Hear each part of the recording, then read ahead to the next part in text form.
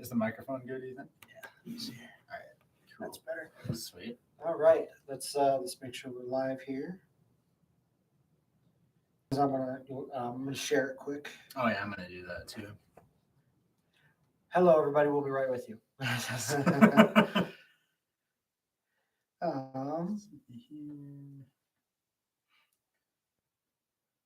Live. And we are. Oh wait, I can just go on my other channel. I see it. Yep. There we go. Live. Of course, we're live. Go share to Twitter. Oh wait, yeah.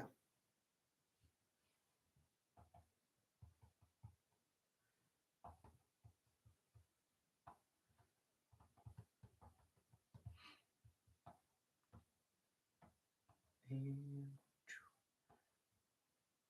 paste.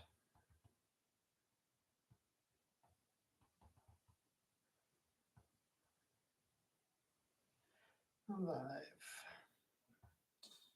Host. Okay. Like that.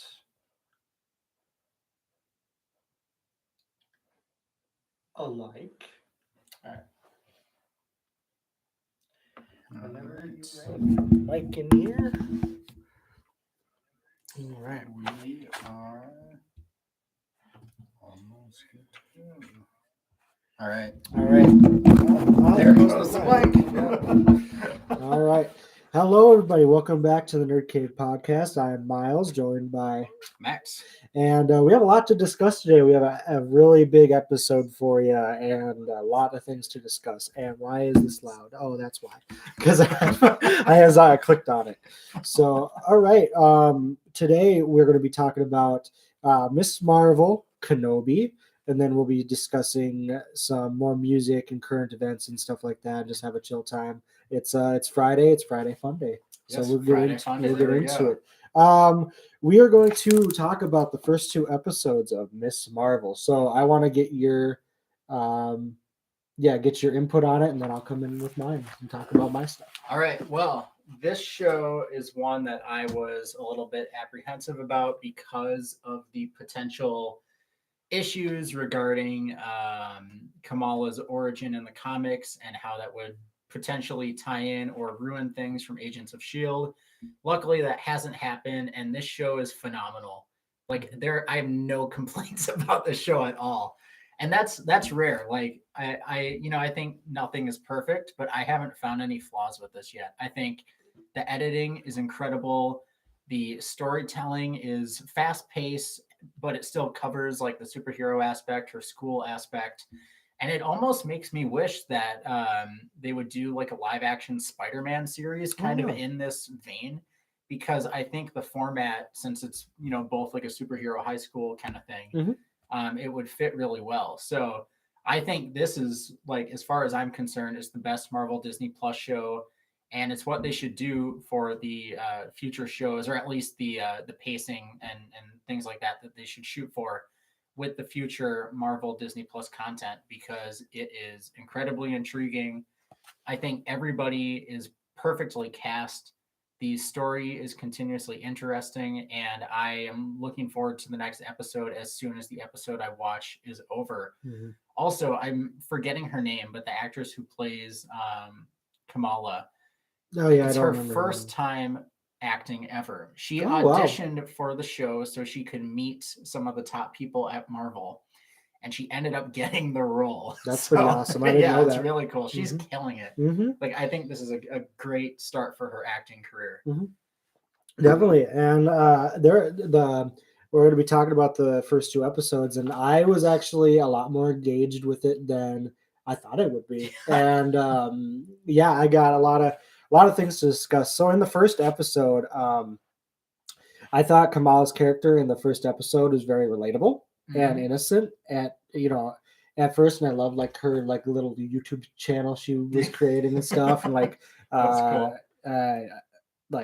she's very creative. She goes into that like mindset of like daydreaming and stuff, but it's like very cartoony and like that like like the comic book sort of feel that they give to it and the artistic views and all that. I thought that was Mhm. really really cool for her character. Uh, I like also like the culture that they put into this show. Yeah. In the first and second episodes, both they really is Muslim, right? The Mhm. Muslim culture Yes. and like showing like what they wear and like what the religious like aspect of it and like actually showing her in that way. I thought is really really cool and showing another like viewpoint besides all the like like superhero-ness of it. It's more of like Yeah. this one individual's like life and all that and like yeah. um Yeah, I thought the cultural aspect they're handling really well because it doesn't feel like it's shoehorned into, like as a lot of people would say who might be opposed to including that in a Marvel show because they mhm, want all action and stuff. mhm. Like it feels natural. And Yeah. I think that is so great because it doesn't take away from, anything regarding the character and her background. And it also, gives good story aspects to flesh out the character while also giving room for the more kind of like not generic, but the typical Marvel stuff with action and what we expect. So I think they're doing that really well. It doesn't feel forced. Exactly. Yeah, it Yeah. doesn't feel like Yeah. they're pushing it. It's more like, Hmm. hey, this is her life, and this is what she deals with a on a daily. But then there's this other aspect of like of her creative side and who she actually wants to be, which we'll get into. Yes. Yes. Um, so the other person I really like in this is the actor that plays Bruno, and like Yeah, he's really good. really really good friend to Kamala, and like just like I like their chemistry on screen. I like how they're just like two friends and like they're uh, one piece to a puzzle. Like it's they're both Hmm. when they're both together. Like Bruno is very smart and he's very like the tech savvy one and very just like the whole college aspect comes up in it and like what Yeah. what he wants to do later on. Yeah, I like Yeah. how both him and Kamala are like they actually feel nerdy. Hmm. Like Yeah, they when do. they Yeah. have the what's it, the photon gloves in Yep. episode one, and they're like doing a fake fight. I'm like, Mhm. that's exactly what like actual fans would do. Like Exactly. that's so accurate. And I think the idea that it's all based around like inspiration from the Avengers and other superheroes in the world. Hmm. It's just really cool to see kind of this look at what it's like for people in the MCU, the Marvel Cinematic Universe, to experience it the way we are in Hmm. our lives. I just think that's a really cool dynamic because it lets us see a little bit of ourselves in these characters who are then also coming into the MCU. Definitely. I just yeah, and like them introducing, I think every character in this was very, very like genuine, and it wasn't like, oh, here's this, and this, here, like I'm gonna shove this character in here, and this is gonna be like the plot or whatever. It's just Mm-hmm. more like you get to see all the individuals like growing, even though there's only been two episodes. Like I appreciate the run times on them. Yes. They're like Yes. close to an hour. Like the second one was like 50 something Mm-hmm. minutes. They So learned from WandaVision. yeah, they Don't did. give us 20-minute episodes at the No, beginning of no. this thing. And so that was really cool. The one thing in the first episode, mom is being very overprotective.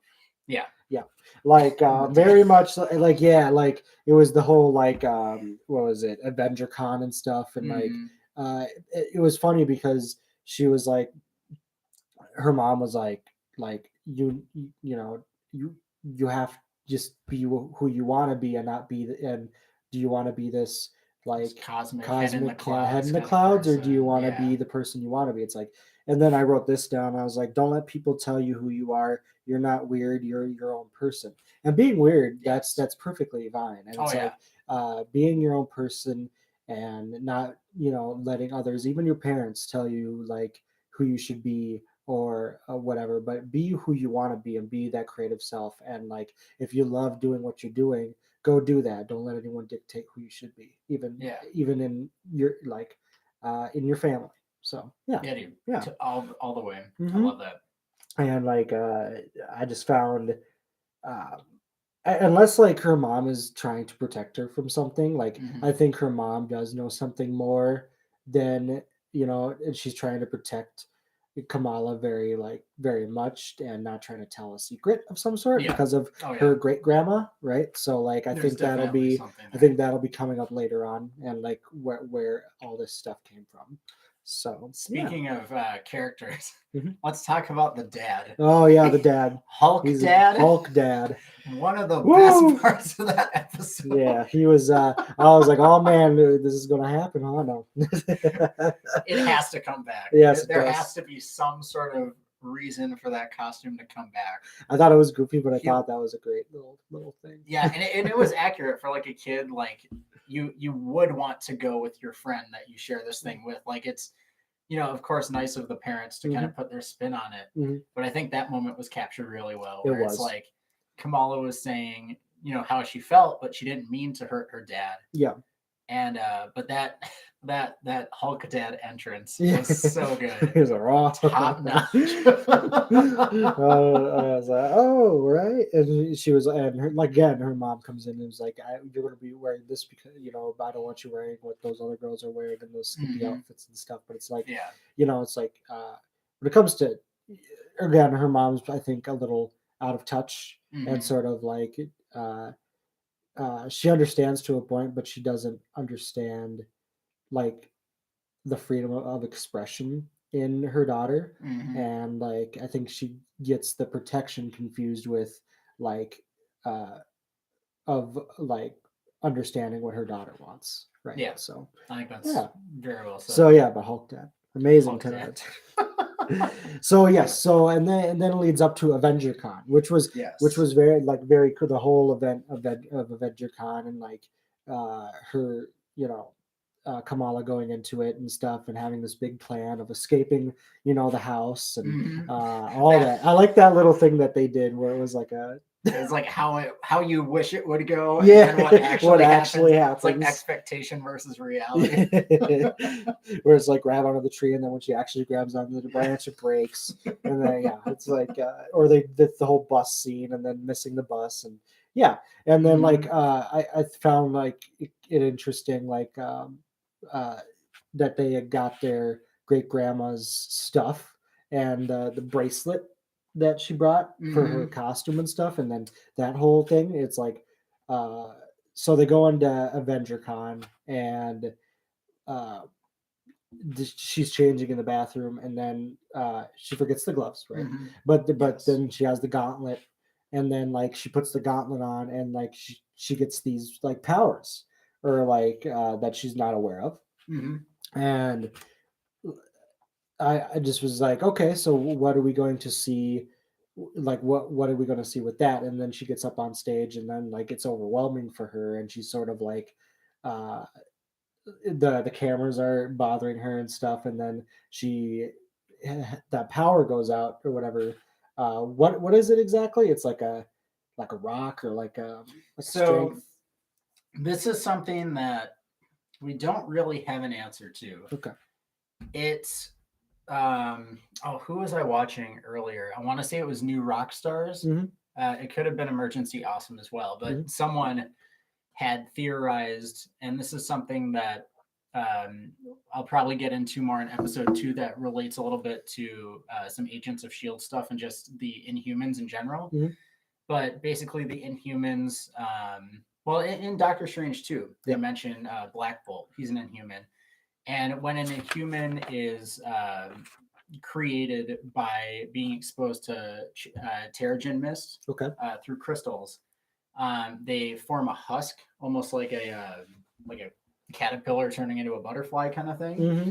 and then it sheds. And I think it was New Rockstars. He had Eric Voss had theorized that the look of the power was essentially the Bangle tapping into her inhuman powers, since Hmm. like Bruno said, it was an internal thing, Oh yeah. and the look of the powers is that inhuman husk kind of like coming off piece by piece, Mm. and then her full powers will be unlocked. Right. So Okay. That's Yeah. that's a theory for sure. But yeah, I think it could be some sort of energy, but it does have a It's very like an like energy, but rock like a or crystal. crystal. Yeah. Yeah. Like a crystal energy sort of power thing. And Hmm. like and then she saves the popular girl, I forgot her name. Uh but like when that incident happens Look where it up she 'cause I'm gonna throws the remember it for crystal you. at the Iron Man helmet or Ant Man helmet, Yeah. and the Ant Man helmet like falls off and it's rolling around and stuff, and then the Thor hammer comes down and it hits the popular girl, The and then way it she was shot is just like she's here. and then and then Kamala saves her, and yeah, so I forgot her name. I'm trying to find out. Hmm. Zoe. Zoe, Zoe. yeah. That's what it is.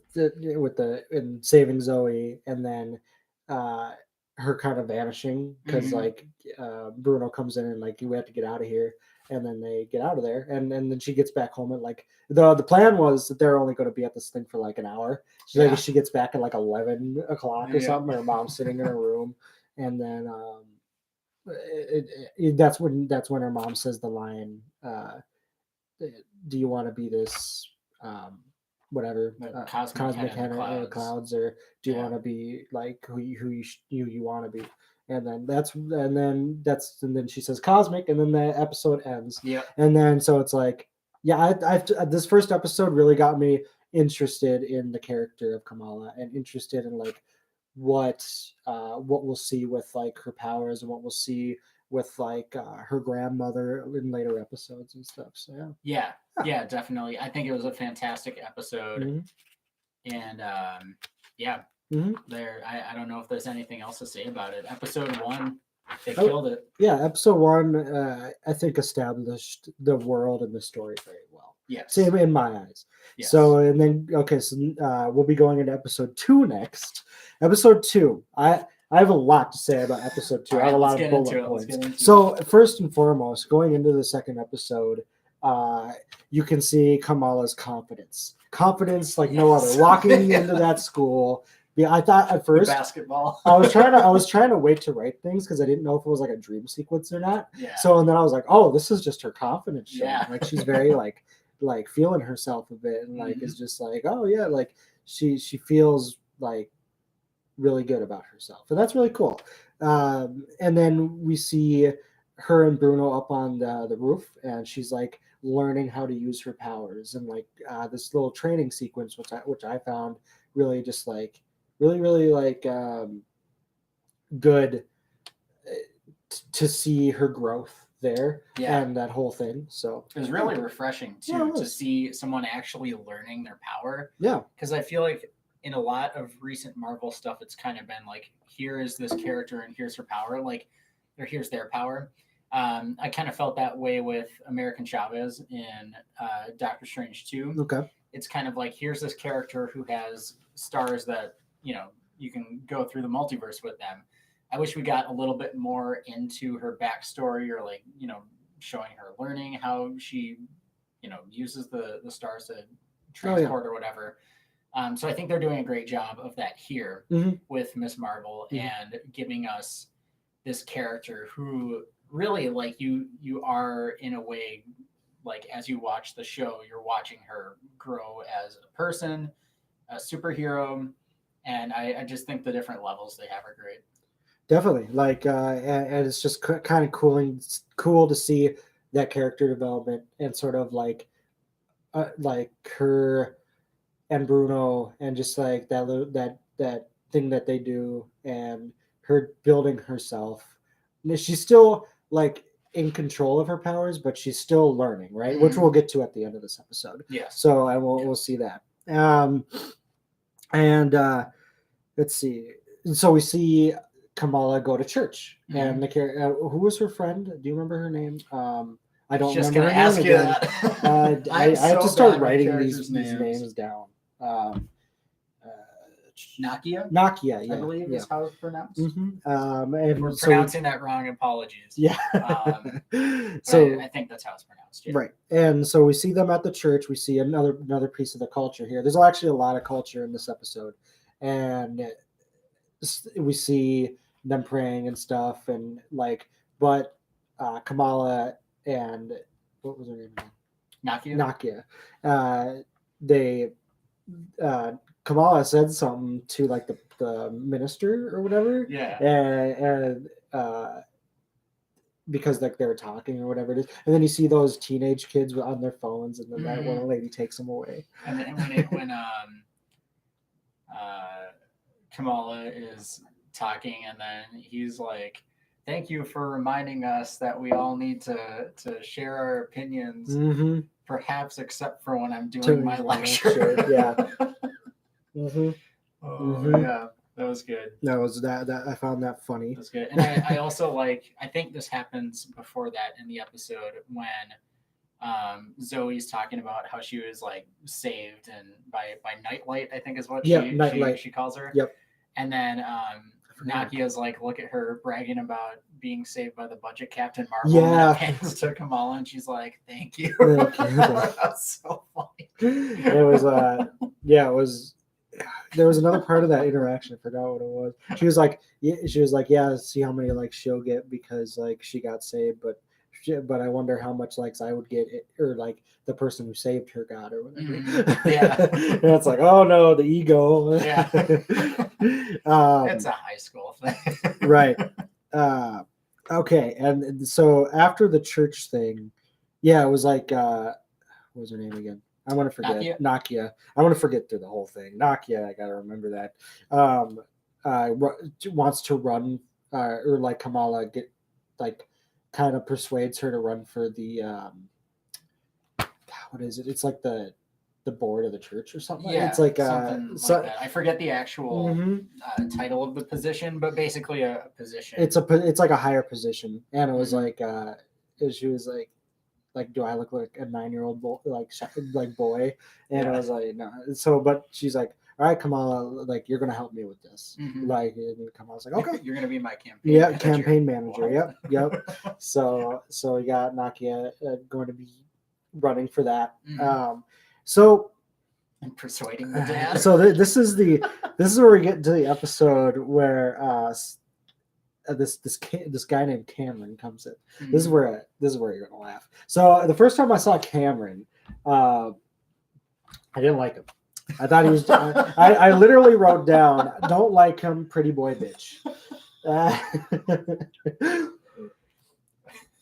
Because I was like, oh, this guy look pretty boy over here. Like, oh yeah, okay. And is it Kamran or I couldn't? It's Kamran. I think I just wrote Cameron in here, but Kamran is how you say it. I couldn't. The TV I was watching it on doesn't have great sound, so I was trying to pick it up.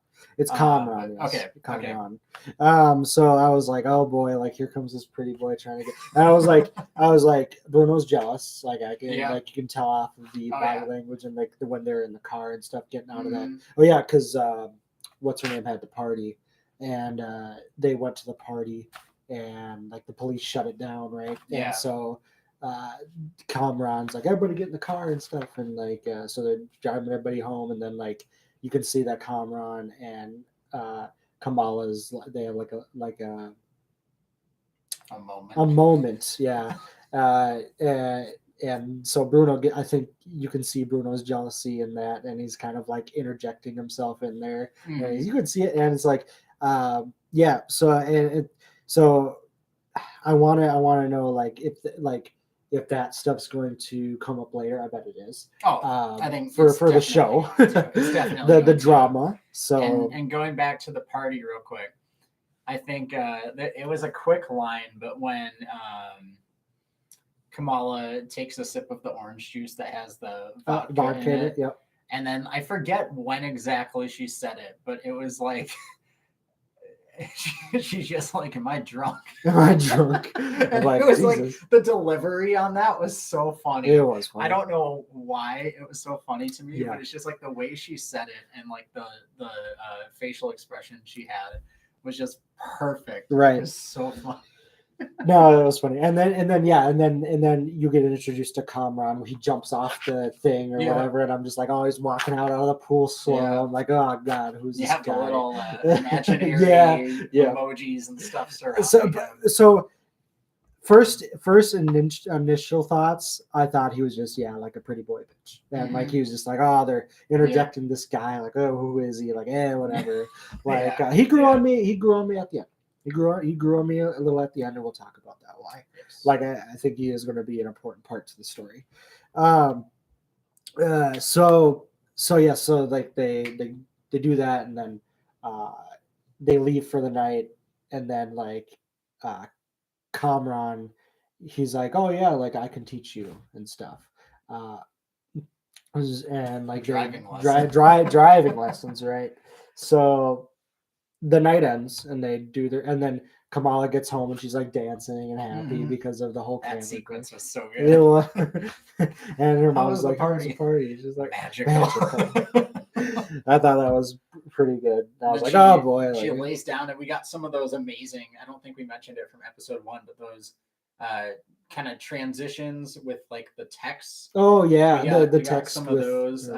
In the first episode, there were some on the street, yeah, and then on her ceiling with like the star nightlight or whatever. Yep. And then in this episode, it's after the dance sequence when Kamala lays down in her bed, and the sheet design like turns into the text messages to the right of her. Yep. And I thought it's just so creative. That I was so actually cool. going to mention that. I just forgot about it, and I was like, yeah, they did a really good job with like connecting with that younger audience in a way where it's like where they are texting, but you see it, like you see the text and the replies on the street, on the signs, on the bed sheet or whatever it is, and I thought that was really, really cool. And it makes us care about it too, because it's done in a creative way. Whereas if they just had like a split screen or something, where it's like her on one side and the text on the other, it'd be like, okay, like the cheesy. We don't need to see this, but so the way they're doing it, like very creative, artistically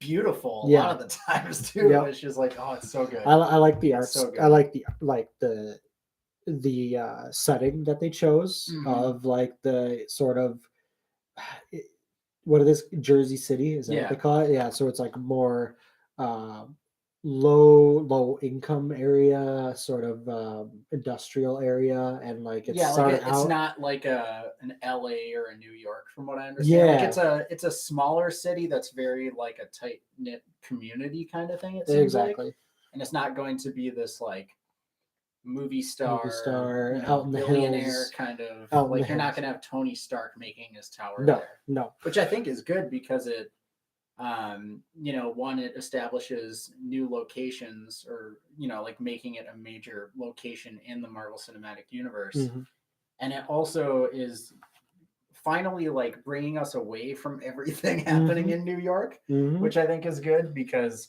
as much as we love New York, man, that city, it can't take much more. No.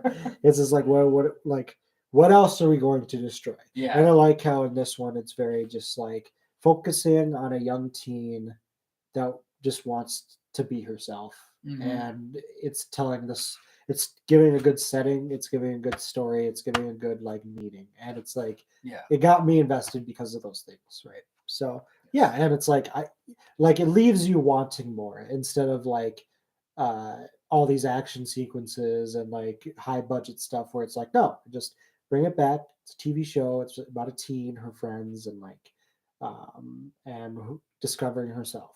So I find that really like that like for me that connects like a lot with me. So yeah, definitely. Cool.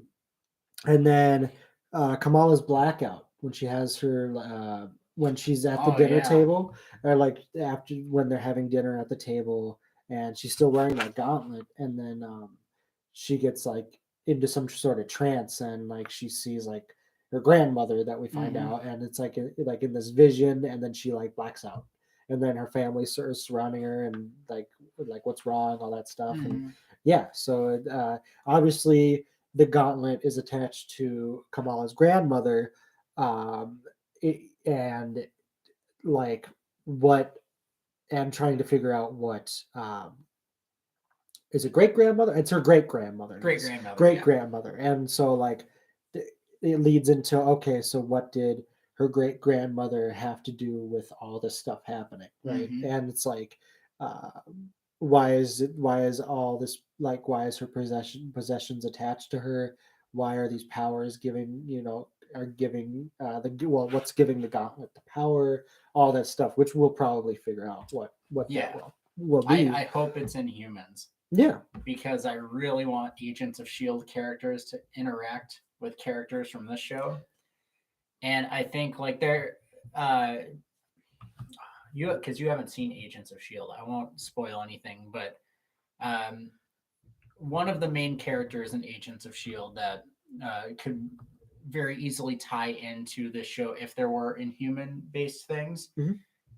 People who have seen Agents of S.H.I.E.L.D. will know what I'm talking about or who I'm talking about. I think they would be a great pairing. So I hope that happens. I would love to see those two characters together. That would be very. I mean, I agree with you. I think that any sort of like crossovers or like Mhm. something like that, or sort of like tie into something else, will be like, oh, like I didn't see that coming. Okay, what kind of story are we trying to tell with that? So Yeah. yeah, really really cool. And then the after that we get the interrogation with Zoe. Yes, the so Popcorn. yeah, so Zoe is in this interrogation room with The guy from Damage Control. Damage I don't know Control. if they've actually said his name. No, but I'm just gonna call him Damage Control Damage Control. guy. Yeah, so pretty much it's like the Avenger Police, or like what are they exactly? So they're like they investigate powered people Powered is what I people, would yeah, say. yeah. And he was the same one that was in Spider-Man No Way Home Yep. questioning Peter, MJ, and Ned, the guy in the chair, as Mhm. he spilled all of his secrets. Mm-hmm. Yeah, so it's the same guy, same organization, and yeah, he was questioning. And so they're questioning Zoe about what happened at the AvengerCon, thing that happened, and all the like, who saved you? Was it your sister? They're trying to like figure out, like, trying to see if Zoe knows anything, Mhm. and Yeah. obviously Zoe doesn't. Or like she knows very little about like what happened. But yes, the popcorn. Like, oh, did you have fun? Oh yeah, I saw your video. Oh yeah, like, oh, that's really cool. Like, and then he goes into it like, so you're doing this for likes or for clout? Yeah, or like, he's like, oh, that's all we have in the break room. yeah. So then this powered individual tried to kill you. Then this tried to kill you. Kill me? That switch up. She Yeah. saved me. Yeah. And he's like, uh-huh. So like, do you know her or anything like that? So it's pretty much an interrogation. She doesn't know anything, so they let her go. So does she? I was trying to figure that out because I rewatched the clip from like the AvengerCon Mhm. stuff when it all went wrong, Mhm. and like Zoe sees her. Does she know it's Kamala, or does she like? I was trying to figure that out. If she was like in shock that she was saved and she was like trying to see who saved her, or if she kind of put things together and was like, oh, that's No, I think it's the first one where Okay. she was trying to figure out who saved her, but because Kamala had the mask on, she didn't. I don't think Zoe knew who it was at all. Because obviously, if she did, I think she would have confronted Kamala about it at the school. Yeah. So I need to see if Bruno was visibly in. Oh yeah, he held her up, but I had- don't know if like if Zoe saw his it. head was like in the frame, or I guess in the hole that she could see where everybody was running around. Yeah. So that's what I That's a was good trying question. to figure out, because if you can see him, then I think she could definitely put together that it's her. Yeah, and But obviously, I think like if that was the case, I think Zoe would have confronted Kamala about it at the school. But that's just my theory. Or just gone to social media. Yeah, and then so we get Cameron and Kamala after school, and oh yeah, and then but also before that we had Bruno in the talking to I think that's a counselor. Is it Gabe Jr.? Gabe, Is that his yeah. name? We had him in the first episode too. I think he's a great so character. Meryl Streep. Yeah, as he would Meryl like to be. Streep. Like this is your I am the main character moment. You're supposed to say yes. Yeah, this is when someone comes to you and says you are a Jedi. Like, no. Yeah, I found that really. Yeah, that was a good, well delivered from him. That character is so funny. And in the first episode, when he's like, "We literally started this meeting 30 seconds ago." You're dazing off. Yeah. I thought, yeah. good. So and then Bruno gets accepted to go to like a high league or like a college. Yeah. Was it Caltech? Caltech I wanna for say, yeah. because of how smart he is and Mhm. like his work on I think tech and all that stuff, right? Yeah. So it makes sense, right? But it's in California, so he's like, "Can I think about it?" And that's when he says that line of like, "This is your main character." So obviously, and then so after school, Bruno goes up to Kamala and says like, "Hey, I got something to tell you," uh, and like all that, right? So we didn't actually get that in this episode, but but he's like, "Oh, where do you have to go?" And like, you have Kamran over there, Yeah. and then he's going to teach me how to drive, blah blah blah. And she's like, Teach her how to teach her how to drive. drive. So much Swerve. Oh my goodness! Like yeah, so we see Kamala in the Porsche, like, oh my god, how do you let her drive that? Yeah, around the corner. It's like the other side of the road to get back into the lane. So we get to see her drive a little bit. Mhm. She didn't crash. Oh yeah, in the first episode, she was doing her driving lesson. yeah. She backed up into the instructor's car. I don't think anyone saw. That's my car. So yeah, we get a little bit of that, and then her and Kamran go to like a restaurant and stuff. But her brother is at the restaurant, and But another great character. yeah, he is. He's a great character, and I like his like when they're at the table, he talks about his emo moment that he had with the spike necklace. It's like hot topic. Hot topic. That was really funny. So yeah, Really so funny. they're hiding behind the menu and stuff, and her brother saw her. So like they're going there. It's like, oh, who's this? Oh, this is this is Kamran, our cousin. Cousin, huh? You have a British accent. No, I was watching the Great British Bake Off. I love that show. I was just doing a bit. And then he's like, "Oh, I remember you." And there's like Kamran.com or something like that. Yeah. It's like, I'll refer you to that now. Yeah. So I'm like, that was so great. And the fiance, so the brother totally knew what was going on. Mm-hmm. And she was like, "Oh, we should go somewhere else." Yeah. So that was cool. And then we get to the celebration. The big celebration at the church or whatever. That's for the wedding, right? I think so. Yeah, that's for the wedding between Kamala's brother and his fiance, and we get the whole thing of Nadia. Was her Nakia. Nakia. Let me just double check. Sure. And we where she's running and she's running for the position, and she goes up to. Yes, Nakia. She goes up to, I forget who he was. Was that her dad?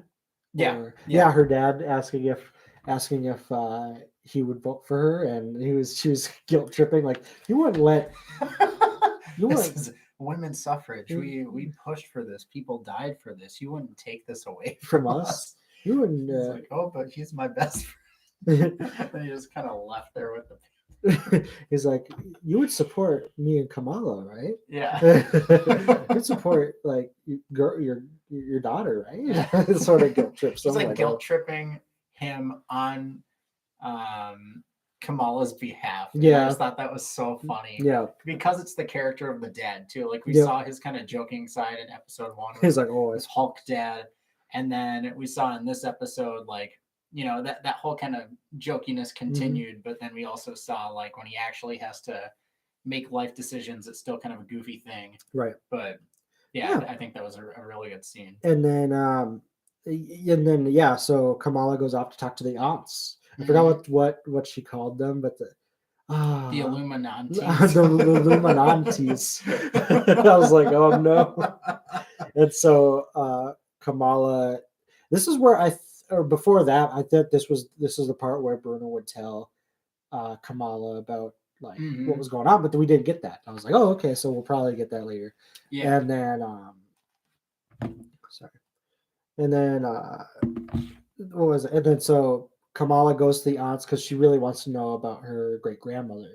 And then later on in the night, her aunts kind of spill like what they heard about her great grandmother and stuff, and like, oh, I heard she killed someone. Or, oh, like she's a snake. Yeah. I heard she's had multiple affairs. Yeah. And like all this stuff that comes out. Like you knew exactly like that. That's all that was going to be, was just these rumors upon rumors. But building off of the snake thing real quick, so if they are going to go with the Inhuman route, there is an Inhuman who's part of the royal family, which is what Black Bolt is from. Okay. The one who is in Doctor Strange, Multiverse of Madness, called Medusa. And like is it Greek mythology that she's originally from, with the snake hair? Yes.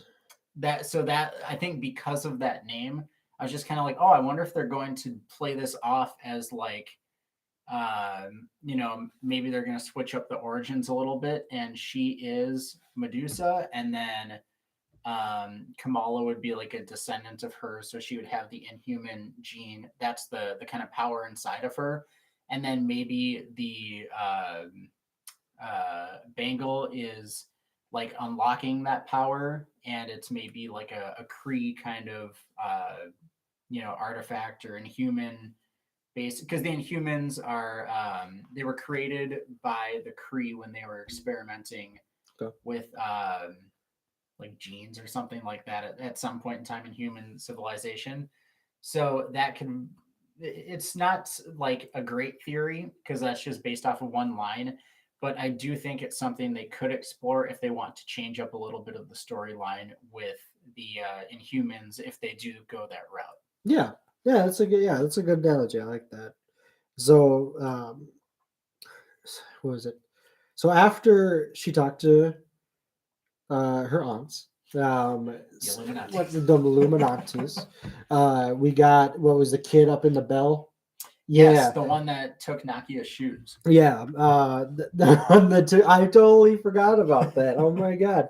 Yeah, the one that took Nakia's shoes. He was up in there, he's taking a selfie, which, what kid? I mean, I feel like a lot of kids would do that. Just like, oh, there's this festival below me. Let me go to the highest point I can find and lean out this window to try and get a good selfie, good Snapchat or Instagram filter over that. I'm like, oh my god! And then he falls, and then he's stuck there, and then he's obviously screaming help. So everybody goes around and stuff, and Kamala, she's obviously like, I can save this kid.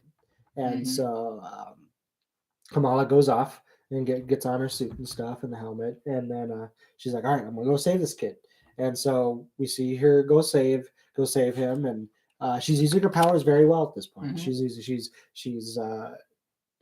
She kind of scales the wall with it, and then puts the crystal rock under the kid, and he gets off.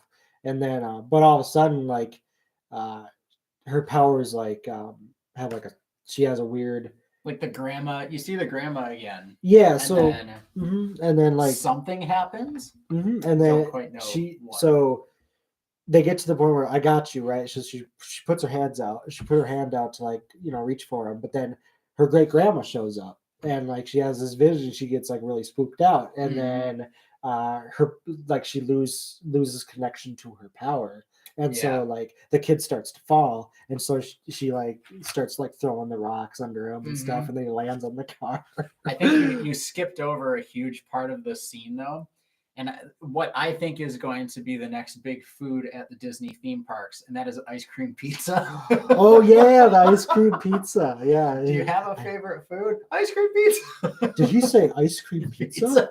Yeah. I think that's gonna be at the guys because that's the guy with like the food truck or whatever. Yeah. I think that's gonna be like a reveal in the last episode or something. He's going to have ice cream pizza, whether it's at her brother's wedding or whatever it ends up pizza, being. that's I do think that's going to have to be a thing at Disney parks. Like they're gonna have to do that. Star Wars has their weird milk thing they have going yep, they on. do. And as well, Marvel's side, because Avenger Campus can have ice cream pizza. I agree. Yes, that was the best part of the episode. So she saves the kid. He lands on the car. Ice cream pizza is available at one. I'm going to need to see proof of this. Get that. Thank you for joining. Thank you for joining. And then so after that, she runs off. Mm-hmm. And this is where we see her escape, but then those guys show back up. Yes. The damage control. Control people, and she's in the alleyway, and she's like, this is where we see like her kind of shine with her power. She like throws things and destroys the robots that are like after her and stuff, and then you get to the front of the alleyway, and you have the damage control people there, and she like flies over them and stuff, and then this is when the Cameron character kind of was like, okay, let me not judge him anymore. We'll see where his character goes from here. And then Cameron comes up and he saves her, and then Cameron's mom's in the back of the car, and which is also the grandma, the great grandma. So we have a lot of questions about, because that confused me. I was confused when I was like, okay, so what's going on here? The great grandma has some sort of abilities, because she would not look that young. No, I was. And then also, and I wouldn't say it's like a spoiler for the show or anything, but in the comics, Kamran has inhuman powers as well, I believe. Okay. I haven't read the comics, but I'm pretty sure I'm remembering that correctly. Okay. So that could be another hint that it is going to be this kind of generational thing. And maybe Kamala and Kamran really are cousins, which would make it even weirder. Huh. That's the thing, because if it's his mom and her great grandma, there's something, they're related somehow. Yeah. Or it's more of just like this whole, if they're going with like the Inhuman, maybe she's a part of the royal family or like some offshoot of it or something. We'll see. Then maybe it's like this kind of like she's in the lives of people who have the gene or something like that. But it's question marks. I'm excited to see. I'm so excited to see what the next episode. How many episodes are there this season? I believe it's going to be 6. 6 episodes, just like Kenobi. Okay, cool. That seems to be the magic number. WandaVision had its 9, but they were like 20-minute episodes and stuff. But I think everything since Falcon and Winter Soldier has had 6. Okay. So I think that's what they're sticking with now. Okay. Well, that's cool. So I'm looking forward to continuing the story of Miss Marvel, and I'm interested to see what the rest of the season is going to bring. Like I said, I like the length of the episodes, and I'm really liking just what we're going to see with Kamala's character and what the future holds with that. So Same. So segueing into our next thing, which is Kenobi. So our next thing is breaking down episode. Is this 5? Yes, this is episode 5 of Kenobi. Speaking of people being younger than they actually would be, the opening of this episode, I'll let you take it away. Yeah, so the opening of Kenobi episode 5, we get to see the flashback we've been waiting for, and we see young Obi-Wan. Well, it opens up on a young Anakin, right? So we're like, we see him. We're like, wow, we get to see Hayden Christensen again as Anakin Skywalker. This is episode 2, Anakin Skywalker. So this is before he has like the new haircut. The new hair, the more bushy haircut. Only way I know, in the timeline, it's like when he has the kind of more emo looking. So good, yes, so good, yes. We get the flashback, and then we get them sparring like the. So, what is it? Anakin. I'm almost going to go on Hayden Christensen. Either one works. You have Obi-Wan saying, "Are you ready?" And then Anakin goes, "Are you?" And then I thought that was a really cool scene. And then they clash lightsabers. Then it goes to Vader in the Star Destroyer. That was an amazing cut. So good. And then they try, and then so it cuts to them on the Star Destroyer, and the Reva goes up to Vader and is like, I tracked them to, I forgot what planet it was, but the tracker worked, and so Vader's like, I want all forces to go to that system or whatever. Yeah. And so then they're making their way, and then we shoot to Obi-Wan on the planet where I'm trying to remember. It's been a minute. It's been a week since I saw it. So they have like a resistance team. They have like a team on the planet and stuff, and they're talking about how they can escape and stuff, and they're like, don't worry, the Empire can't track us, like or whatever it is. They don't even know we're here, so we got time. And then I think like when Vader is going through hyperspace, that little droid that had the tracker in it, Leia's droid, like was it Lola? Lola, yeah, cut the wire so like the thing locks down, and that's when they knew like, oh, I think we're in trouble. And one's like, yeah, and then we get some more flashbacks. Oh, don't touch Lola. Hey, there you go. There we go. Don't touch Lola. And that, of course, I knew, like, you had to come in at that moment for that line. Yes. It was fate. It was fate. And so we get some more flashbacks with Obi-Wan and Anakin and them sparring and stuff. And but the cool thing with the sparring, it kind of builds the story inside the episode of like the Obi-Wan one-upping Vader, and because like Obi-Wan is smarter than Vader, and then so they're trying, so this splitter group, they try to escape, right? And then what is it, the Empire, was in the upside down. Yeah. So the Empire shows up, and then Kenobi's like, no, I'm gonna hold them off. Like, he wants me. Like, he's going to expect me to save you all. He makes that speech. Yeah, and going back to real quick the flashback thing you were talking about, I really like how they use the flashback as, I guess, kind of like proof of how both of them think, because it lets us know, like, they understand each other as people, and they were both right about each other. Yeah. Which I really like, because it shows that connection that they still have, or that understanding of each other that they still have, which was played into the episode. Very well. It was like you took that, and then you took what was happening in real time, and sort of telling the story with that, which was really cool.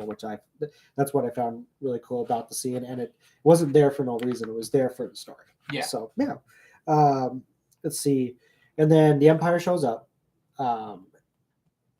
And Kenobi's like, let me talk to Reva. And so Reva and him, they're at the door, and then that's where we get the where it's like, how did you know Vader's identity?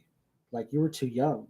Like, how did you know Vader was Anakin? Like, you were a youngling. And then you get the flashback of the Order 66 scene, and like Anakin. And so we figure out that youngling in the first episode was Reva. And which you were right. Like, so many of the theories that you had when we first talked about this show, like I threw mine out there, but like I think every single one you said was pretty much proven in this episode. Like, it's not even the finale yet, and you're like set. Like, your track record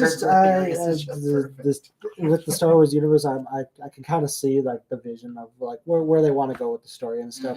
You, like I said, when you put something in the first or second episode, and it's in there for a reason, you have to come back to it. It's like the gun on the wall theory, or like it's like where it's like you put a gun up on a wall in episode 1, that gun has to come back. If you aim at it, it has to come back at some point, because it's like, why would you put it there and then not revisit it? Like, it's exactly. It's like it's a whole thing of writing. I forget what it's called.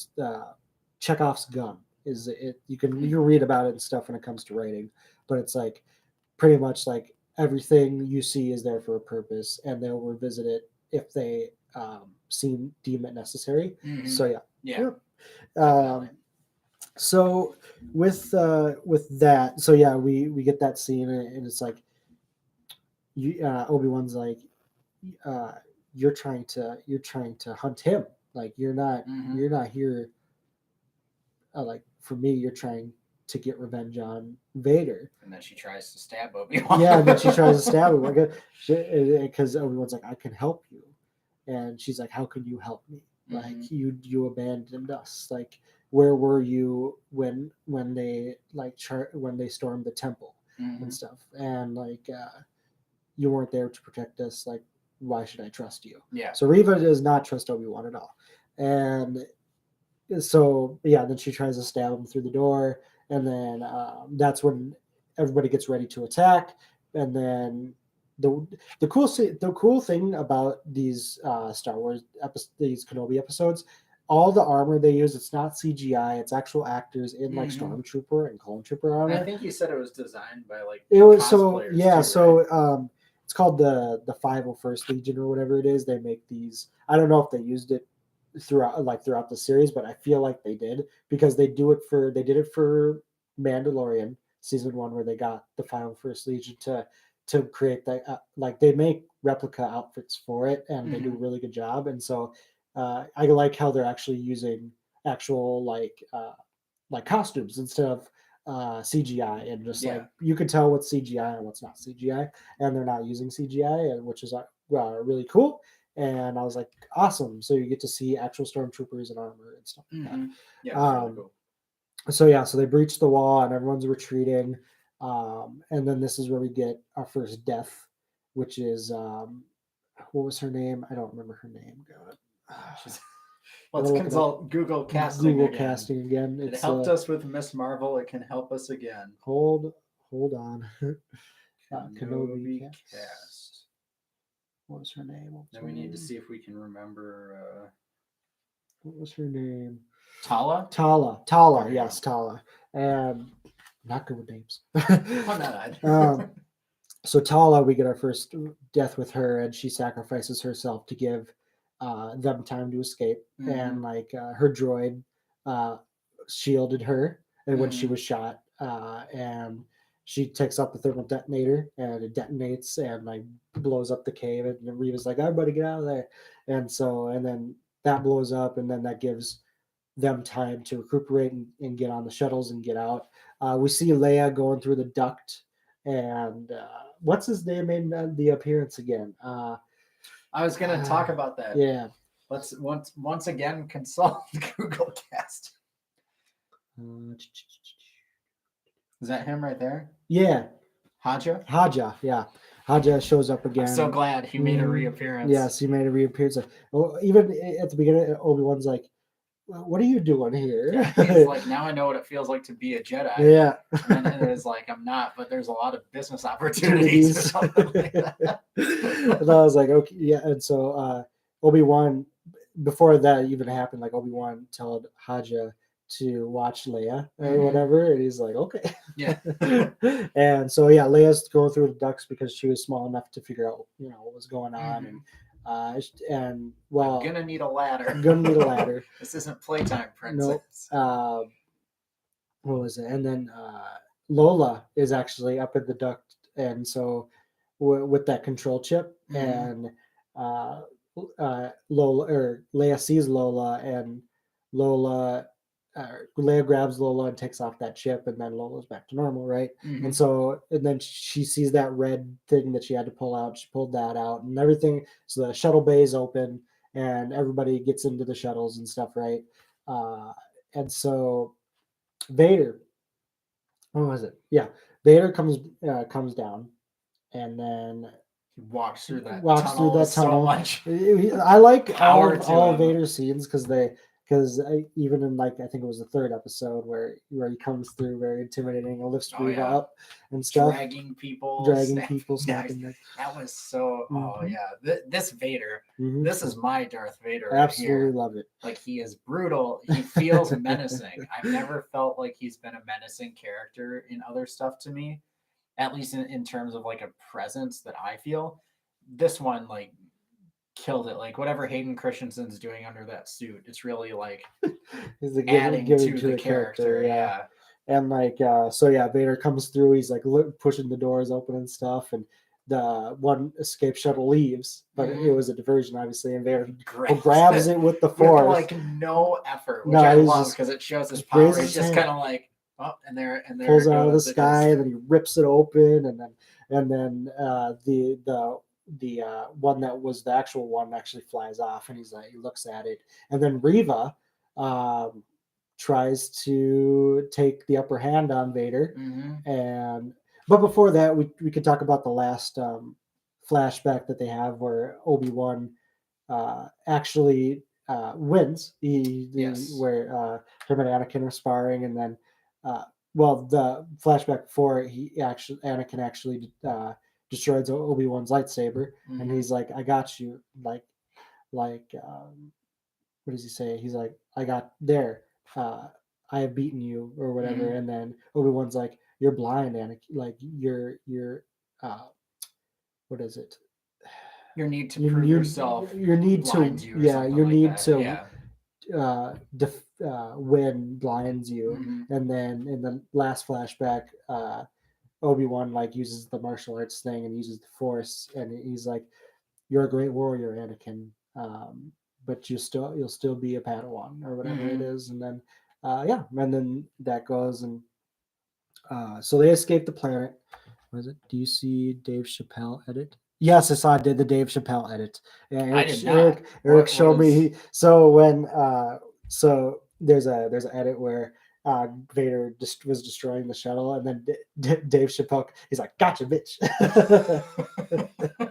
I'll have to watch. Yeah, that. It's pretty. I'll watch that right after we finish this. Yeah, it was pretty funny, and Eric showed me that one yesterday. But then, yeah, Riva tries to one up Vader, but then obviously Vader like stops the lightsaber with the Force, and then you get that cool scene where Vader's just like avoiding all the shots. Yeah, he's just like stepping to the right, stepping to the left, maybe moving his arm a little bit, and it's just like she's going for it, and he's like, "I'm going this way, I'm going that way," and then he takes her lightsaber, breaks it in half, throws her a piece, and then they have that little duel. It reminded me of Harry Potter and the Goblet of Fire when when Voldemort's like, "Pick up your wand, like we're gonna duel." Yep. I thought that was really cool. How it's like they're not gonna go for the easy kill. They're either one, it's like a kind of honor thing that they're doing or whatever, or two, they just want to mess with the person and like make them think they have a chance. Which either way for that, it's like toying with your food or toying with your prey. Yeah, it's like exactly. It's like, yeah, I'll give you a shot. You're not going to win, but here you go. Yeah, it's like a cat with a spider. And yeah, so they do have their little duel, and then Vader gets the two lightsabers back, right? And then he stabs her, and then we get the scene where he's like, "I knew it was you, like youngling or whatever." Sorry. And then the actual Grand Inquisitor comes back. I'm like, yeah, I knew he was alive. I was like, there's no way. And then he's like, I forget what he says to Riva, but he's like, I know the last line he says. He says, like, Grand Inquisitor or something like that. And so and then they leave her, and then you snap back to Kenobi and Leia on the shuttle. But Kenobi has this look like he senses something, but he doesn't know what it is, and it's because that little message chip was laying in the dirt. Can you explain that entire thing to me? I was lost. Like, I know something was said, but I didn't catch it, and I don't know. Earlier in the episode, Kenobi gets a message from what's his name? Like Leia's dad. Leia's dad, and he's like, "Hey, I hope you are okay and stuff, and if I don't hear from you, I'm gonna go to Tatooine and look after Luke or whatever." And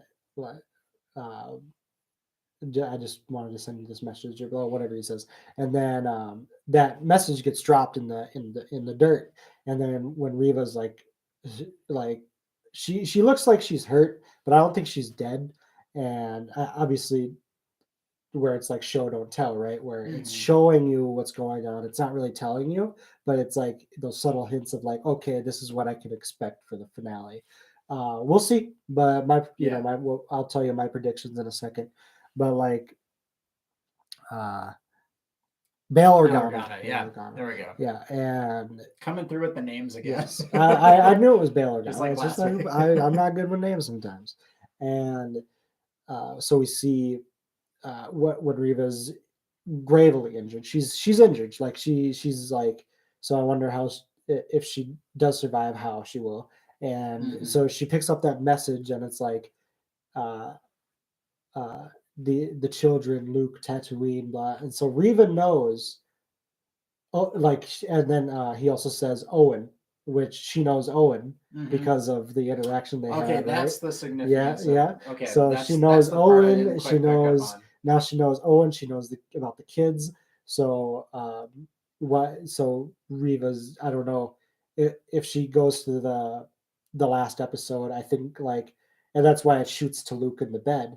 Mhm. And so I think Riva knows where Luke is on Tatooine. Mhm. Uh, and all this stuff leading up to it. So I think she is going to hunt down Owen, and like I think like she's still upset with Obi-Wan, right? Mhm. So she's going to go after the things closest to Obi-Wan. Obviously, the Empire disgraced her, so I don't think she's going to go back to the Empire. Yeah. But I think we'll get the Riva arc of like she will hunt down Owen and that family for to get at Obi-Wan somehow. I think she's still hunting Obi-Wan for a reason. Hmm. So we'll see. We'll probably see Bail Organa. We'll see. We'll see Luke. We'll see Owen. We'll see. I think we'll see a climax on Tatooine, like an ending point at Tatooine, and Mhm. then again, Luke and Leia will not meet because they can't. And then yeah, we'll see how. I think this one's going to be the longer episode. We'll see, but Okay. yeah. So I'm excited to see how it'll end. Maybe my predictions are wrong. Maybe we'll see something completely different of what I will see. But I think like that's what Riva's intentions are, and she does survive. So do you think she now, like, because before she was using Obi-Wan to get to Vader, do you Mhm. think now it's going to be like a personal thing for her? I think it's going to be more of a personal vendetta Okay, thing. Yeah. that'd be a cool twist with the character, because then it's like, I don't know. I still think Vader's gonna like kill her. I That's my think, yeah, prediction. I think I Vader just will come into the picture one more time because I mean, it's the last episode. He has to. So we'll see how this story ends, mhm. and sort of see. Like it's either going to be Riva gets killed by Vader, uh, Riva tries to help Obi-Wan somehow. I don't know. We'll see, or like Yeah. because Riva's an interesting character because now it's like is doing she's by herself. Mhm. She's doing everything for her own purposes. So whether she's going after Obi-Wan, going after Vader, or a mix of the two, where she's going to go after Obi-Wan, but then Obi-Wan will convince her to help, and Mhm. then they'll go after Vader. We'll see. Yeah, So yeah, so the one prediction that I have left yeah. that hasn't been disproven. Mhm. I still think it's going to be the case where Riva gets to Obi-Wan, and she could maybe, for whatever reason, either Obi-Wan surrenders in a way, or he sees that maybe he has to sacrifice himself, or she actually has the upper hand. Whatever the case is, I think she is going to be at the point to deliver the final blow to him, Yeah. and then Vader's going to kill her. That's still the prediction I have, and I think that could happen. Check out the meme. Oh, she just DM'd the Oh, meme to you. okay. Let's see. So Let's see check what we it out. got. Check it out. If it's going to load. Oh, there we go.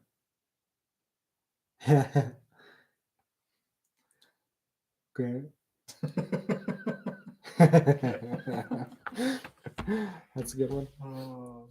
But yeah, so pretty much going into the last episode, I'm excited for it. I've loved this series so far, and I think you can watch this series all the way through, just like a movie. So I think the definitely, ending will definitely. eh, be done in a good way, and we will see. The rumor is episode or season 2, but we'll see. Hayden Christensen's on board. I know. Um, Ian McGregor is also on board for just doing more stuff. So we'll see. Mhm. Yeah, we'll see what they actually do, and we have a lot more Star Wars content coming up this year, so I'm excited for it. Yes. Is Ahsoka this year? Is that like December or something? I think Ahsoka is Ahsoka's not this year. I think it is next year. I want to see the Star Wars Batman. Yeah, That's still how I yeah, view that's her. really, yeah, pretty Seeing much. her in Mandalorian jumping rooftops. I know. Star Wars Bad Batman. Batch season 2, which is the animated one. Okay. And there's some other ones.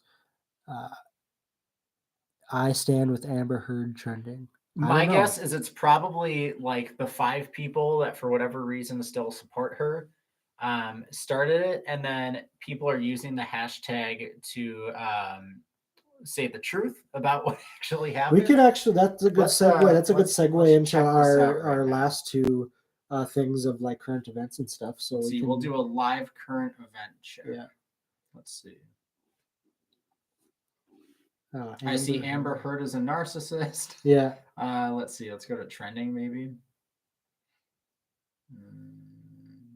I stand with Amber Heard. It's probably up there somewhere. Let's see here.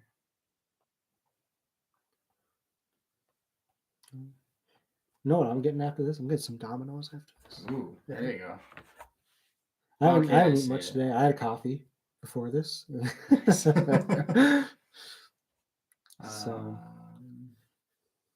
not that I know of. Let's see. So yeah. Oh yeah. It's a lot of people, as far as I'm seeing, that are just saying like, yeah, they're using the hashtag to say what actually is going on. Okay. Which is good. Yeah. Like I knew Amber Heard was on the thing recently, and she said like, "Oh, I still love Johnny," or whatever it was, or like this isn't. Did you see that hilarious?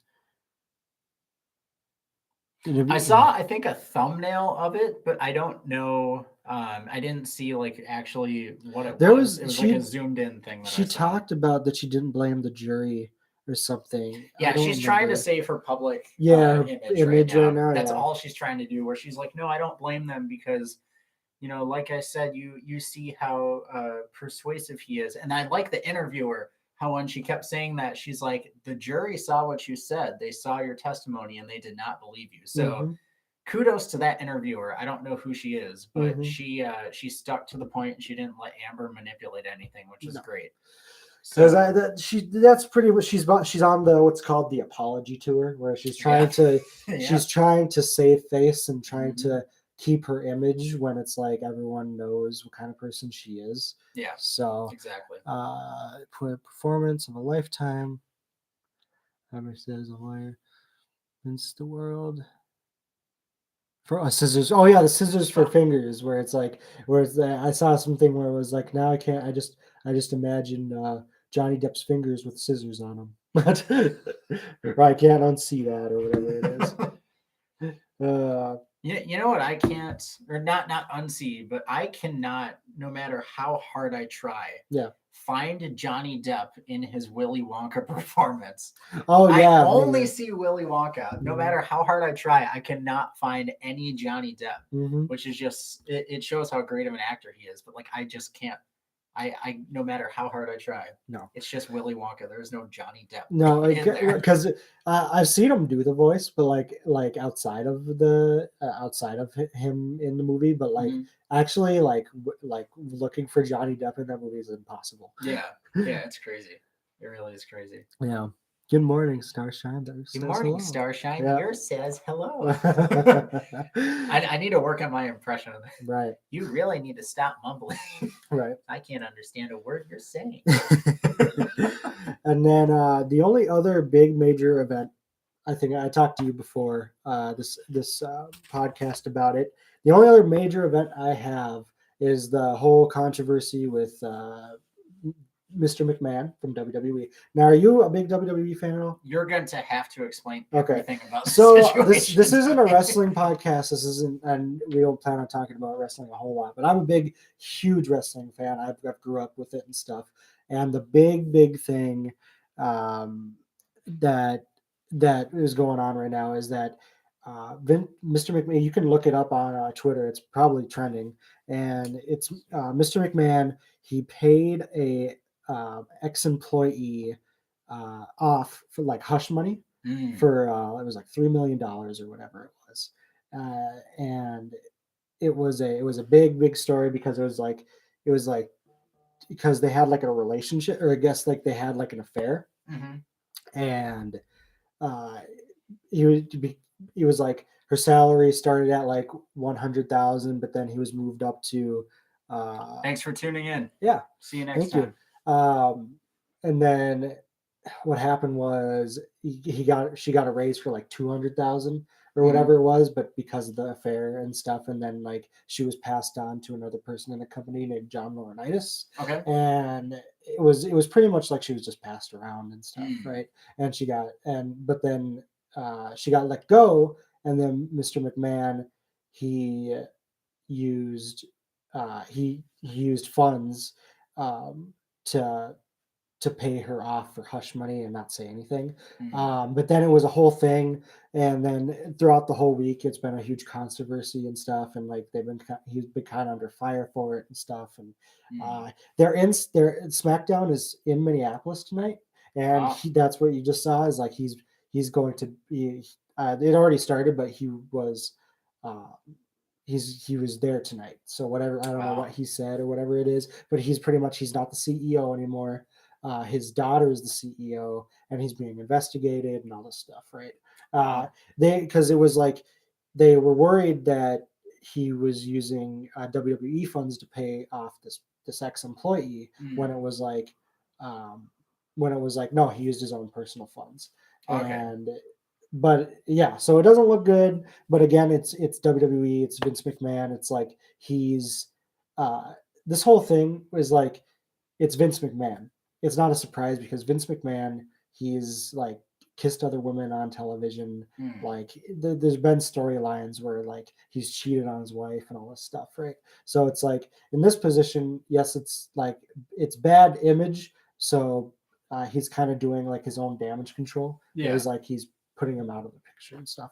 But yes, so that's the big other controversial thing in the news at the moment. And I just want to touch on it because I literally learned about all this stuff this week, and it was a big story for me. And like, yeah, so WWE, Vince McMahon anyway, not a great image for him. And I'm going to watch SmackDown later and see what he said. So yeah, well, there you go. Yeah. Maybe if anything happened tonight, we can touch on it next week. Yes. Watch it and try and understand, and you can explain it all to me. Do you have any other topic? We can move on to music, but before that, is there any other topics you wish to talk about? Let's see. I don't know if there is. Let's see. Check my list. Hell yeah. Oh, well, Flash movie, I don't think is going to happen. Like, oh yeah, there's Ezra Miller, more stuff. I haven't even looked into the new stuff because, like, he just needs to be fired at this point. Like, Warner Brothers, what are you doing? Just fire Ezra Miller. Yeah, there's nothing to say. Like, if you're going to, fire Johnny or force him to resign for things that Amber said in the UK trial, which clearly was corrupt. You have to fire Ezra Miller for, especially now.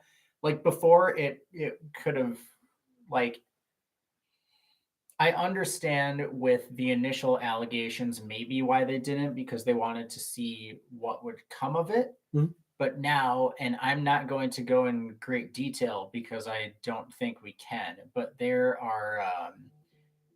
there's some issues with him and minors and bad stuff. So that, yeah, he needs to go. Like Mhm. there's no question in my mind. Like Ezra Miller, Sorry, bud. yeah, yeah, like they need to. If I don't even know, maybe they would do a direct to HBO Max thing with the Flash movie, but I still think, Is it already filmed? yeah, it's like from what I understand, pretty much done. Oh, They okay. I think reshot some scenes, or they wanted a few things they had to change, but it was originally supposed to come out, I think, this month or maybe last Mm, month, and they inevitably put it on hold. delayed it because of everything going on. I just think they need to scrap it. I think the DCEU is pretty much dead, considering the Flash and Aquaman were the only things. Sorry, Aquaman Aquaman. were the only things really driving it forward. In terms of that, like the greater hero connectivity. Yes, you still have things like Peacemaker, and the Suicide Squad, but those I feel can still stand on their own more than these movies can, because they are uh, ones that involve a lot of Con- characters that kind of cross over. and it's not. I think just a lot of controversy surrounding the both of those Yeah, films too, and you got Ezra Miller, you got Amber Amber Heard, Heard. you got It just doesn't. It just so doesn't look good. Like from a business standpoint, it does hurt them. yeah. Believe it or not, because it's like Oh you don't want to yeah, support. Like you want to. You could support. What who Aquaman? Jason Jason Momoa. Momoa. You can support him, but at the same time, it's like you're also supporting Amber Heard. So Yeah, it's like a weird gray line for some people, and it's like people want to go see the movies, but it's like, do they want to support the people in those movies? You know, yeah, exactly. And like even as a Zack Snyder's Justice League fan myself, did you see that cut I or did did see you? that cut. Yes. So like I would the Flash movie, based on certain leaks that I saw, which I don't know if they're true or not, but assuming they would be, it would erase some of that stuff. Hmm. So I think that was a bad business move if that is the case, because there's a lot of hints that like Michael Keaton's Batman would come back, and I think that would be cool. But at the same time, you're almost like stepping backwards in creating this new film universe. And yeah, I don't know what the DCEU is going to do, because the Batgirl movie is directly tied into the Flash movie. Hmm.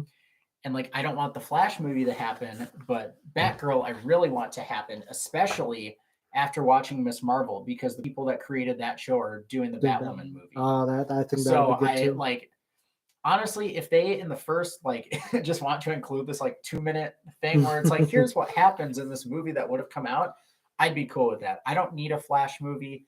I think they just need to carry forward, or at least a Flash movie right now. They need to carry forward with what they have, which would be Batgirl, Blue Beetle. They're filming that right now. Um, Not Gotham Knights on the CW. They can take that one away Take that too. one. I actually watched it. Who was it? Charlie something. He's a big YouTuber. Mm, He he talked about it. I was like, yeah, CW yeah, and their shows. yeah, Yeah. yeah. It's the DCEU is a mess, which is sad because I think it had a lot of potential, especially at the early stages with Man of Steel and Batman versus Superman. Even though I think that storyline moved a little bit quickly too, I think there was a lot there that could have been great, but you can't kind of let that blind you to some of the people involved. And with Aquaman, it sounds like, based on what Walter Hamada said at the trial, Amber's role is virtually nothing, and it sounds like they could cut it out of the movie and it wouldn't matter, which is what I think they'll probably do. The Flash, on the other hand, like that revolves around Ezra Miller. He is the Flash, so I don't think you can put that movie out unless you use it to recast him. So whether they bring in Grant, who is the Flash on the CW, or they recast the role. I think there's some way with the what seemingly is going to be the Flashpoint storyline where they could easily recast. I think that's the best way to do it. Yeah. You know, you could do, since they're using HBO Max as a platform to expand their world with things like Peacemaker and the Batgirl movie. I think Blue Beetle might be a theatrical release now, but I think it'll be on there too, or initially was intended to be on HBO Max. Okay. They're using it as a platform for the DCEU and stories that connect, much like Marvel is using Disney Plus to do that. And so I think if they put the Flash movie on HBO Max, maybe with a disclaimer at the beginning of the movie, that would be the smart thing, saying we don't support the things that this actor has done, but we want to share the creative vision of everybody else involved. If they did something like that at the beginning, then I think it could be okay for them to put it out on HBO Max exclusively, and at the end of the movie have some sort of storyline, plotline aspect where the Flash is recast. Yeah. If they do that, I think that would be the best way to go, because you're not taking away all that everybody else involved with the movie put into it, but you're also, if you include something like that at the beginning, not supporting Ezra Miller and furthering his career either. So I think that would be the best way to go. Okay. But yeah, it's a mess. Yeah, it's a mess. It really is. The other thing we're forgetting is you said you had some Joker 2 news. Yes, so it's not necessarily anything confirmed from what I understand, but there are some rumors out there that, like we were talking about the title, I'm not going to try and speak French, but the French translation Madness for Two. Sounds like it could be Harley Quinn, because there are rumors out there that Lady Gaga is heavily being looked at for a role with this movie. I think the ages would line up with her and Joaquin as far as like the Joker and Harley ages there. She's proved herself with acting. Yep. It was A Star Is Born and then Gucci. Yep. So, and maybe something else, but those are the two that pop into my mind. I think creatively, she could do a really cool take on Harley Quinn, just seeing what she's done with her outfits and music videos. I think she has a lot of background into this kind of like crazy world, so to speak. And yeah, I think that would be really cool. I did hear There's about also a rumor that it might be like a musical, but I think that's one of those rumors where it's like, I think first the Lady Gaga one came in there, and then people are like, oh, it's going to have music, she's going to sing. No, I think it's going to just be the case where it's Lady Gaga as an actor. Yeah. And if that is the case, I think that would be really cool. And I would like to see what they do. Do you have any thoughts on it? I was going to say, like, if anything, Harley Quinn might have a singing moment if they decide to do that, but it would be very in character for like maybe once she snaps. I don't think Dr. Harleen Quinzel would do it, but once she's Harley Quinn, like maybe that would actually be a great callback to the first movie. Have like once she is insane, if she she would probably get to that point by the end of the movie, have where assuming they're in Arkham, she breaks him out or whatever. And then, she's singing as they're running around, or maybe going down that same long, like outdoor staircase thing. She's singing, he's dancing to it. Like, I think that would be a really good kind of that's good, callback to the first movie. Yeah, it would be. I kind of hope that happens. Yeah. That'd be really cool. No, I could see that part of it being a musical, but I don't, like the whole movie, I don't think so. Yeah, no, definitely not like a Broadway kind of thing. You know? So, was there anything else? Well, I guess a segue into music. Music, any music you were? Let's take a look here. Let's see if there's any music that I've been listening to. Well. See what I've been. Let's see. So this is an album that Eric actually had me listen to. Okay. This one's No Pressures. Yes, Yeah, he had me listen to that one too. Eric is a mutual friend of ours. yeah. For context, No pressure there. What is it? There, pop punk. pop punk. Mm-hmm. It's self-titled album. No pressure's no pressure. LP, and that one's like a pop punk, like really awesome. I listened to the whole album last night, and I thought it was really good. Yeah, So, yeah, it has a good kind of early 2000s, late 90s feel to it. I The vibe with it. production is well done, but it's not, overdone. I think a lot of criticism with modern pop punk, specifically some of what like Travis Barker's done, where the drums are kind of very compressed, Mhm. and it doesn't have that same kind of feel. And if you like the compressed drums, like I think that's a very modern take on pop punk, Mhm. which is good for the artists doing that are a little more mainstream, Mhm. but for the people who still want pop punk that is, kind of that raw but or not well polished, but like a raw but Storytelling is good in well there. done Yeah, if you like feel to storytelling it. too, their songs is very like they tell a story. I think, Nice. and I relate to a lot of the songs. So yeah, for me, I would say yeah, no pressure. Definitely check that out. And I've just been listening to a lot more like Bring Me the Horizon and what else? This let's see. We talked about the Machine Gun Kelly Mm-hmm. song. Yeah, I would say that that's it for me this week. I think Nice. I listened to that album, and that one's a good one. So no pressure, Nice. no pressure album, no pressure. For How about you? me, I have been listening to mostly Alkaline Trio. This week it is the My Shame Is True album. I think that one, it has a really cool sound. They transitioned a little bit more out of the album before that, This Addiction, which it has the same kind of production, I would say, as that record, but it is a lot more experimental in the sense that there's a little bit of, I would say, like maybe like alternative pop aspects in there. Like there's some kind of like shimmery guitar. There's a little Okay. bit more of a bouncy feel to some of the songs, and I like that because a lot of the songs, Alkaline Trio's kind of known for their darker take on lyrics. Even if it's a love song, they'll still have like kind of darker comparisons Okay. or metaphors in their lyricism, and I think that's even more present in this one when you have the juxtaposition of the music being this more kind of like airy pop rock at times, I would say, um, with the lyrics that are kind of like that. So that's one that I've been listening to a lot. Standout tracks would be Midnight Blue and I Want to Be Warhol or A Warhol, or maybe it's just called Warhol. I think it's the second song Warhol. on the album. Yeah, that's one that I've been listening to a lot. Another one is Stand Atlantic's first EP, first released, which was the Sidewinder EP.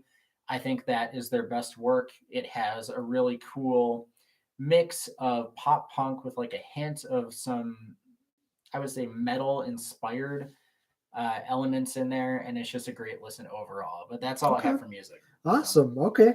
I'll have to check that out then.